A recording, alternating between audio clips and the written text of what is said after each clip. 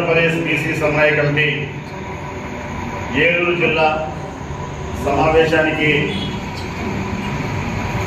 సభాధ్యక్షులుగా వ్యవహరిస్తున్నటువంటి గోపాలకృష్ణ గారికి, అదేవిధంగా బీసీ సమన్వయ కమిటీ రాష్ట్ర చైర్మన్ ఏ పూర్ణచంద్రరావు గారికి, బీసీ సమన్వయ కమిటీ రాష్ట్ర కో కన్వీనర్ శ్రీరాములు గారికి, అదేవిధంగా యాదవ సంఘం రాష్ట్ర నాయకులు శ్రీనివాసులు గారికి, ఇక్కడికి ఈరోజు ఈ కార్యక్రమాన్ని ఆర్గనైజ్ చేసినటువంటి మన అచ్యుత్ పూలే గారికి, కన్నబాబు గారికి, తర్వాత మన ఎంప్లాయీస్ అసోసియేషన్ నాయకులకు, ఇక్కడికి వచ్చిన బీసీ నాయకులకు, మన ఫ్లాష్ అన్నను చాలాసార్లు నేను చూశాము. అందరికీ కూడా ఉద్యమ స్ఫూర్తి అభినందనలు తెలియజేస్తున్నాము. ఈ సందర్భంగా మిత్రులారా, 1947 స్వాతంత్రం వచ్చిన తర్వాత సుమారు 45 సంవత్సరాల తర్వాత ఈ దేశంలో కేంద్ర ప్రభుత్వంలో బీసీలకు రిజర్వేషన్లు వచ్చినాయి అంటే ప్రతి బీసీ బిడ్డకి ఈ విషయం తెలిసినప్పుడు కడుపు మండదా లేదని ఈ సందర్భంగా తెలియజేస్తున్నాం మిత్రులారా. అదేవిధంగా దేశ నిర్మాణంలో ఎంతో ప్రముఖ పాత్ర పోషించినటువంటి బీసీలకు చట్టసభల్లో ఎక్కడే కానీ రిజర్వేషన్లు కల్పించకపోవడం ఎంత దారుణమైన అంశం అనేది బీసీ బిడ్డ ఈ విషయం తెలిసిన తర్వాత రాబోయే రోజుల్లో తిరుగుబాటు చేయడాన్ని ఈ సందర్భంగా తెలియజేస్తున్నాం మిత్రులారా. అదేవిధంగా బీసీ కులగన అంశం ఇంతవరకు అన్ని ఉద్యమాలు చూసాము ఈ దేశంలో. ఇప్పుడు నడుస్తున్నది బీసీ ఉద్యమ యుగం అని ఈ సందర్భంగా తెలియజేస్తున్నాం మిత్రులారా. ఈ యుగంలో మనమందరం కూడా బీసీ కులాన్ని ఏకైక లక్ష్యంగా పనిచేయాలని ఆంధ్రప్రదేశ్ బీసీ సమన్వయ కమిటీ ఏర్పాటైంది. మేమైతే ఏ పార్టీలకు చెందిన వ్యక్తులం కాదు. ఇదే సేవ, ఇదే విధానం. మేము వ్యక్తిగతంగా ప్రయోజనాలు పొందాలంటే ఏదో ఒక పార్టీలో ఒక పదవి తీసుకొని మేము బతకగలం. ఆ శక్తి సామర్థ్యాలు అయితే మాకు ఉన్నవి. ఆ విధంగా కాదు. మనకు ఎక్కడైనా అన్యాయం జరిగినా కూడా, ఎటువంటి దుర్మార్గం జరిగినా కూడా, ఎటువంటి విషయాల్లో జరిగినా కూడా మనకి ఎటువంటి హక్కులు లేకపోవడం వల్ల బీసీ జాతి ఈ దేశంలో చాలా వెనకబడిందని ఈ సందర్భంగా తెలియజేస్తున్నాము. బీసీ ఉద్యమం ఒక దేశభక్తి ఉద్యమమని ఈ సందర్భంగా తెలియజేస్తున్నాం మిత్రులారా.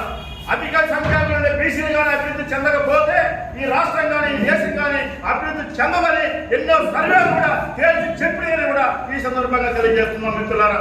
ఆనాడు కాంశీరామ్ గారు ఈ దేశంలో ఏదైనా ఒక పెద్ద సమస్య ఉందంటే అది బీసీ సమస్య అని ఆనాడు 30 ఏళ్ల క్రితమే చెప్పినటువంటి ఒక మహానాయకుడు ఆదర్శాలు కూడా మనము ఇక్కడ తీసుకోవాలి. మేము కులగణన చేయాలంటున్నాం. కులగణన చేస్తేనే బీసీలు అన్ని విధాలలో అన్ని అంశాలు సమగ్ర అభివృద్ధి బీసీ కులగణన జరుగుతుందని మేము తెలియజేస్తున్నాం. ఇప్పటికి కూడా మన పల్లెల్లో కానీ మిగతా ప్రాంతాల్లో కానీ ఒక నాడు ఉంటుంది. ఎక్కడైనా మనం అక్కడికి వెళ్ళినప్పుడు ఆ గ్రామంలో పోయినప్పుడు పలానాడు రజకీల అబ్బాయి, పలానాడు యాదవుల అబ్బాయి, పలానాడు గౌళ్ళ అబ్బాయి, పలానాడు వడ్డీల అబ్బాయి అని మీరే పెట్టి పేరు ఇస్తారు కదా. అటువంటి కులాలు ఉన్నటువంటి ఈ దేశంలో బీసీ కులగణన అవసరమని బీసీ సమన్వయ కమిటీ ద్వారా డిమాండ్ చేస్తున్నామని ఈ సందర్భంగా తెలియజేస్తున్నాం. ఈ అంశాలపైన మనం కానీ ముందుకు రాకపోతే ఇంకొక 20 సంవత్సరాలలో బీసీలకు శాశ్వతంగా ఏ హక్కులు కూడా లేకుండా మనమే అన్యాయం చేసుకునేటువంటి వాళ్ళగా చరిత్రలో మిగులుతాం. చరిత్ర సృష్టించి మన భవిష్యత్తు పిల్లల కోసం ఒక బంగారు పాట వేద్దామా?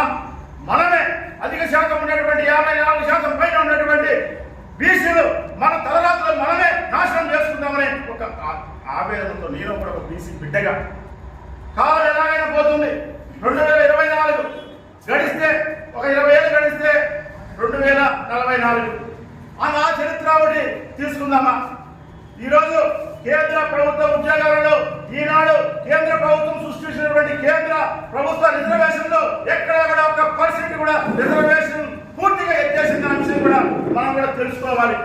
కొత్త విద్యా విధానం వస్తుంది, కొత్త జీవోలు వస్తున్నాయి, కొత్త సమీకరణలు వస్తున్నాయి. ఇటువంటి అంశాలలో రాజకీయంగా కానీ పటిష్టంగా బీసీలు లేకపోతే అటువంటి అంశాలలో మనం తట్టుకోలేము, నిలబడలేము, తర్వాత ముందుకు సాగలేము అనేది కూడా మనం ఆత్మ పరిశీలన చేసుకోవాలి. మన ఓట్లతో గెలిచిన నాయకులు, మనం ఓట్లేస్తే గెలిపించిన నాయకులు వాళ్ళు సీట్లో కూర్చొని మనం శాశ్వతంగా రాజకీయ బానిసలుగా చేసేటువంటి కార్యక్రమాలు చేస్తుంటే చూస్తూ ఉన్నామా? ఇటువంటి అన్నిటిపైన చైతన్యం తీసుకురావడం కోసమే అన్ని జిల్లాలలో ఇది 7వ జిల్లా వరుసగా కమిటీలు వేస్తూ సమన్వయ కమిటీ ద్వారా ఒక విధానాన్ని తీసుకొస్తూ 26 జిల్లాలలో కమిటీలు వేసిన తర్వాత వీళ్ళందరూ కూడా శిక్షణా తరగతులు నిర్వహించి మా చైర్మన్ గారు ఆ మాట పదే పదే చెప్తుంటారు. ఒక టార్గెట్గా పనిచేద్దాం. డిసెంబర్ ఎండింగ్ లేదా జనవరి ఎండింగ్లో ఈ కార్యక్రమాన్ని పూర్తి చేసి మనకు అన్ని జిల్లాలలో కమిటీల టీంలు వచ్చిన తర్వాత ఒక నెల రోజుల పాటు ఒక షెడ్యూల్ ఇద్దాం.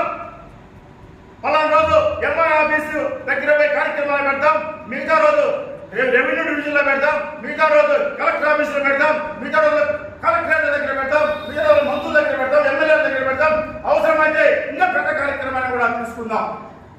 ఈ సందర్భంగా మనమందరం కూడా తెలుసుకోవాల్సిన అంశం ఏంటంటే ఈ పెద్ద పాత్రలో జాతీయ పార్టీ అయినటువంటి బీఎస్పీ ప్రముఖ పాత్ర పోషిస్తున్నందుకు మనం ఆ పార్టీని కూడా అభినందించాలని ఈ సందర్భంగా కూడా తెలియజేస్తున్నాం. మిత్రులారా, బీసీ సమన్వయం చేసేది ఏకైక నినాదం బీసీలకు మేలు చేస్తే స్వాగతించడం, బీసీలకు అన్యాయం చేస్తే తిరగబడ్డమే అని ఈ సందర్భంగా మరోసారి మీ అందరికీ గుర్తు చేస్తున్నాం. మిత్రులారా, ఈ జిల్లా ఏలూరు జిల్లాలో చాలా చైతన్యవంతమైనటువంటి లీడర్స్ ఉన్నారు. నేను గత 4 సంవత్సరాలు కూడా చూస్తున్నాం. ఈ ఏలూరు జిల్లాలో బీసీ జనాభా ఎంత ఉందో మారుమూల ప్రాంతం నుండి పట్టణాల వరకు కూడా అన్ని ప్రాంతాలలో ఏ సామాజిక వర్గాలు ఇక్కడ ఉన్నాయో ఆ సామాజిక వర్గాలందరూ కూడా ముందుకు రమ్మని వాళ్ళ కమిటీలను తీసుకొని తద్వారా ఈ రాష్ట్రంలో బీసీ పోరాటం జరిగేటువంటి ఈ మహత్తరమైన కార్యక్రమంలో నేను కూడా పాల్గొంచుకున్నానని రాబోయే రోజుల్లో చరిత్రలో నిలిచిపోయేటువంటి ఒక ప్రధానమైన ఘట్టము ఈ కార్యక్రమాన్ని మీ అందరూ కూడా తెలియజేస్తున్నాను. మిత్రులారా, ఈ విధంగా ఇదే కమిట్మెంట్ తో రాబోయే రోజుల్లో ముందుకెళ్దామని మీ అందరూ కూడా తెలుసు. ఈ మధ్య కాలంలో చూసాం, ఒక మాజీ ఎమ్మెల్యే రాయలసీమ జిల్లాలో కేవలం మాకు మాత్రమే నాయకత్వ లక్షణాలు ఉన్నాయని కూడా ఆయన బహిరంగంగా కూడా ప్రకటించినటువంటి వాళ్ళు. ఇటువంటి అంశాలలో ఈరోజు ప్రపంచంలో 7 వింతలుంటే మన ఇండియాలో మరో వింత ఉంది. అధిక సంఖ్యలో నుండి ఎస్సీ, ఎస్టీ, బీసీ, మైనారిటీలు మరి కాపులు అధిక జనాభా ఉంటే వీళ్ళు పాలకులుగా ఉండాల్సింది పోయి పాలితులుగా ఉండాలంటే ఏ స్థాయిలో ఒకసారి మనం కూడా ఆత్మ పరిశీలన చేసుకొని నెక్స్ట్ రాబోయే రోజుల్లో ఒక మంచి అడుగు చేద్దాం, మంచి భవిష్యత్తు ఇద్దాం.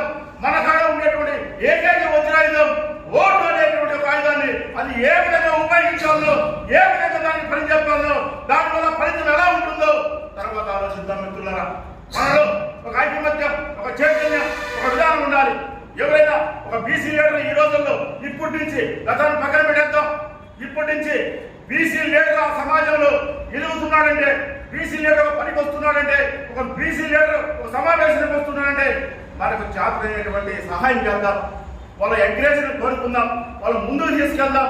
వాళ్ళకి ఏదైనటువంటి విషయాలు ఉన్నప్పుడు మనం కూడా పాల్గొంచుకుందామని మీ అందరికీ కూడా తెలియజేసుకుంటూ ఈ సమన్వయ కమిటీలోకి ఏలూరు జిల్లాలో పడేటువంటి ఈ సమన్వయ కమిటీ బ్రహ్మాండమైనటువంటి కమిటీగా రావాలని, దానికి కూడా అందరూ కూడా భాగస్వాములు కావాలని, తద్వారా ఒక మంచి కార్యక్రమం తీసుకొని త్వరలో ఏలూరు జిల్లాలో జరిగినటువంటి బీసీ సమన్వయ కమిటీ ఏలూరు జిల్లా బీసీ కులగణ మహాధర్నాలు ఏలూరు కలెక్టరేట్ దగ్గర కూడా వేలాది మంది తొందరగా కలిసి కూడా పెడతాం.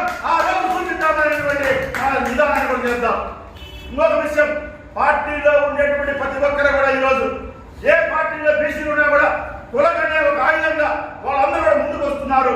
అయితే మనం చేసే కార్యక్రమాలు కాస్త జనాలకు వెళితే మిగతా అందరూ కూడా ముందుకు వస్తారని మీ అందరూ కూడా తెలియజేసుకుంటూ, దీనికి తోడు ఈరోజు మనకు ఎస్సీలు, ఎస్టీలు, మైనార్టీలు కూడా అందరూ కూడా కలిసి వస్తున్నారు, కాపుల నుంచి కూడా కలిసి వస్తున్నారు. అందరం కూడా ఒక మంచి సమాజం నిర్మించి ఒక మంచి నాయకత్వాన్ని తీసుకొద్దాం. ఏదైనా సమస్యల్లో ఫైట్ చేసినప్పుడు, సమస్యల కోసం పోరాటం చేసినప్పుడు, సమస్యల కోసం ముందు వచ్చినప్పుడు అప్పుడు ఒక మంచి లీడర్గా తయారవుతారని, ఇటువంటి అరుదైన అవకాశాన్ని బీసీలందరూ కూడా ఉపయోగించుకోవాలని ఈ ఏలూరు జిల్లాలో ఒక బ్రహ్మాండమైనటువంటి బీసీ చైతన్యం రావాలని ఈ సందర్భంగా తెలియజేసుకుంటూ, కమిటీలోకి మీరందరూ కూడా వచ్చి ఒక మంచి కమిటీని ఇప్పుడు పేర్లు చెప్తారు, ఆ ద్వారా అందరం కూడా కలిసి ఒక మంచి కమిటీని ఏర్పాటు చేసి బ్రహ్మాండమైనటువంటి ఈ ఆంధ్రప్రదేశ్ సమన్వయ కమిటీని ఒక విశిష్టమైన ప్రణాళికలో ముందుకు తీసుకెళ్దామని ఈ సందర్భంగా మీకు తెలియజేసుకుంటూ, మరొకసారి ఏలూరు జిల్లాలో ఉన్నటువంటి నాయకులకు అందరికీ కూడా ఉత్తమ స్ఫూర్తి అభినందనలు తెలియజేసుకుంటూ సెలవు తీసుకుంటున్నాం.